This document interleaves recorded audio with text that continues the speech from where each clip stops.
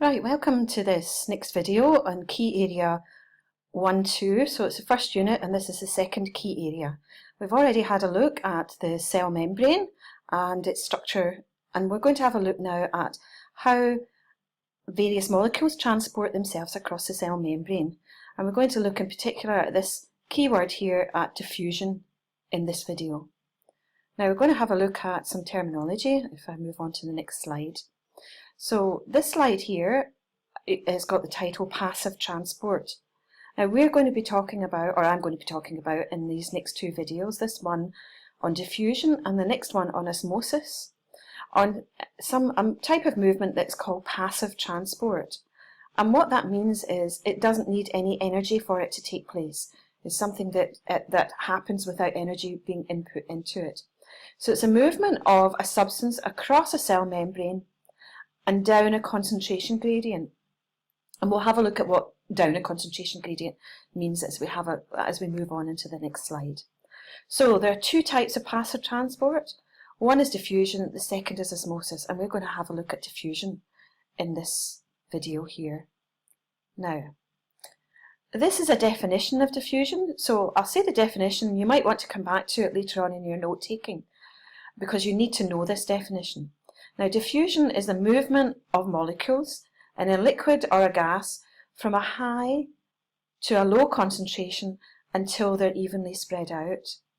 And the diffusion moves down a concentration gradient.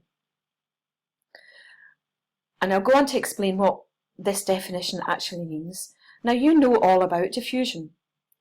You maybe don't know it in these terms, but if, for example, you spray some perfume on yourself or some air freshener in a room, or if you're a boy, you're obviously not wearing perfume, but if you're a boy, you're maybe using something like, when the boys have been to PE and they have sprayed their Lynx spray all over the place, it starts to waft its way through the rest of the school.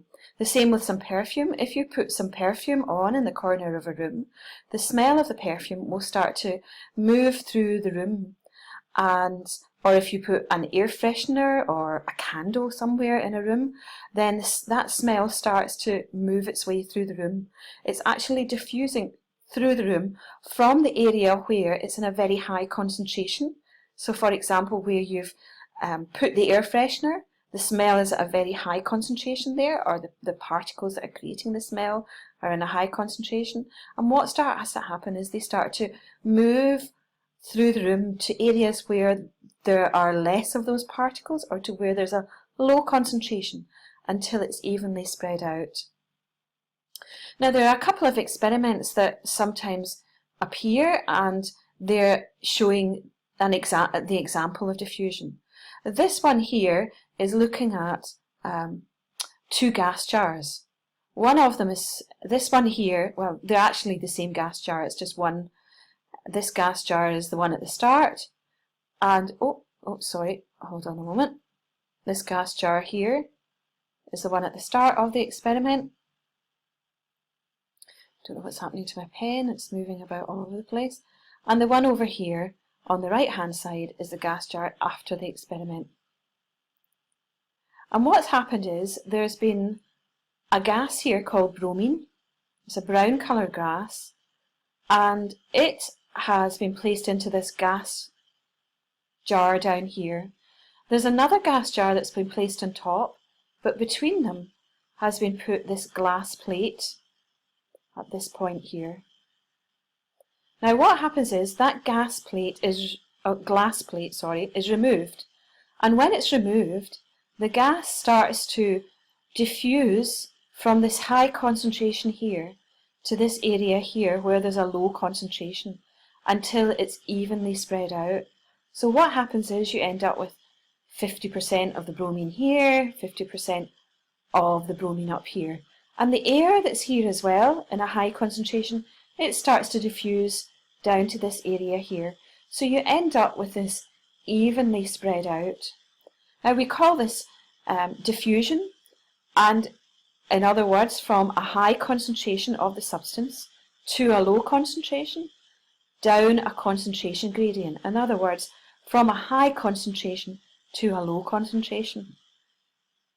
So sometimes you see an experiment like that, or other times you see something that looks like this, and it's a beaker that's filled with water, and a dye is added to one side of the beaker, and you just leave the beaker sitting there for maybe 20 minutes or so. And at the end of the 20 minutes, what happens is that the red dye that's in the water starts to spread, the molecules start to spread themselves out until they're evenly spread out. And that is another example of diffusion, and you sometimes see a wee experiment that's showing you that. So diffusion, the movement of molecules, either a liquid or gas, from a high concentration, so here's our high concentration here, here's our low concentration round about here, so it moves from the high concentration to a low concentration until it's evenly spread out.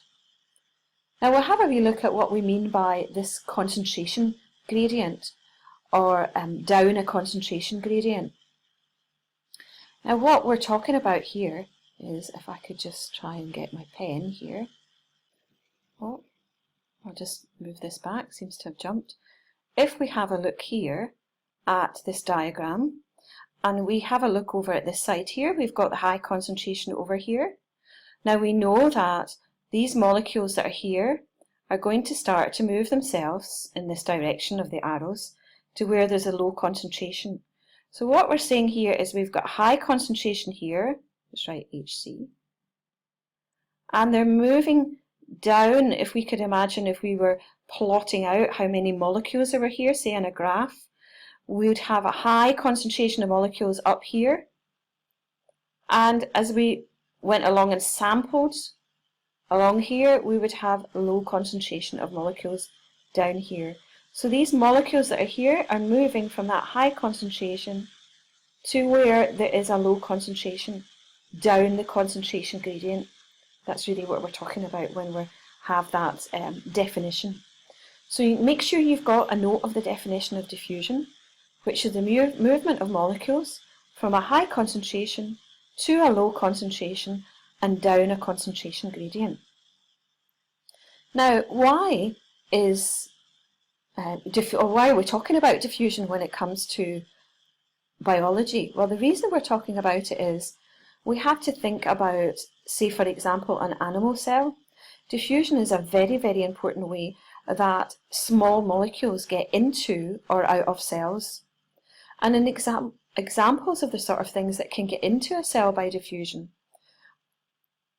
are here on this diagram here. We've got glucose. Imagine that we've got an animal cell and it's somewhere in the small intestine, and we've eaten a high sugary meal, and the glucose is coming down into the small intestine. It's near where the cells are that we have a look at in Unit 2 that glucose will move into, and then into the bloodstream in order to get to an animal cell.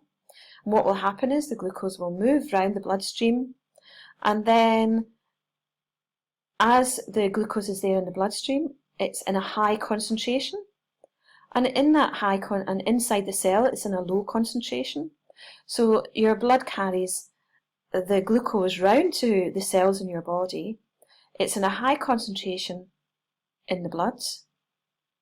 It's in a low concentration inside the cell because you've been using up the glucose in yourself in the form of respiration, which we look at later on as well. And so what happens is the glucose will diffuse from that high concentration to the low concentration through that semi-permeable membrane. Now glucose is a small-ish molecule and it's able to do that.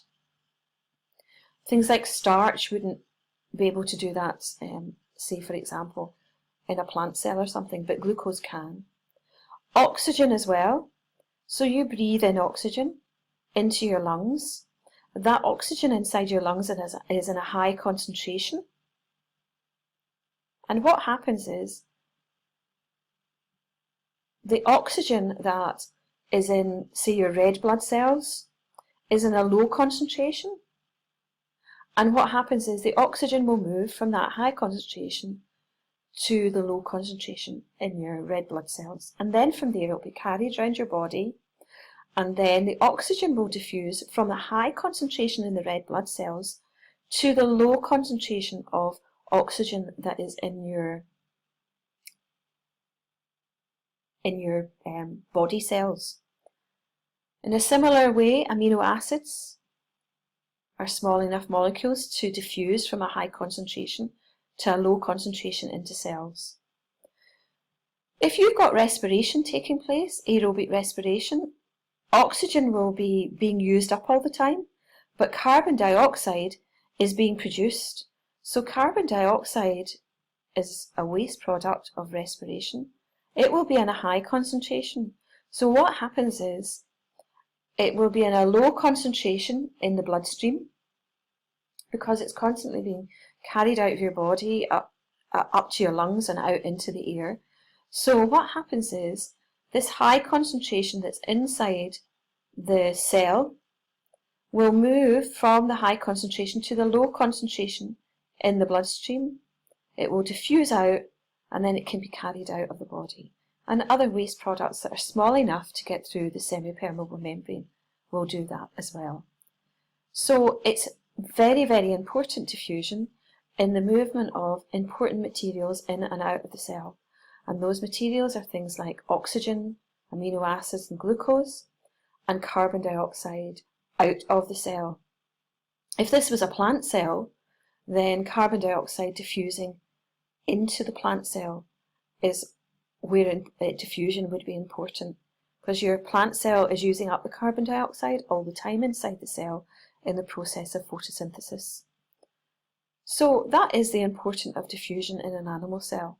So your notes should make sure that you've got the definition of diffusion, you have an understanding of what is meant by the concentration gradient, and you have a note of the importance of diffusion in a plant or an animal cell.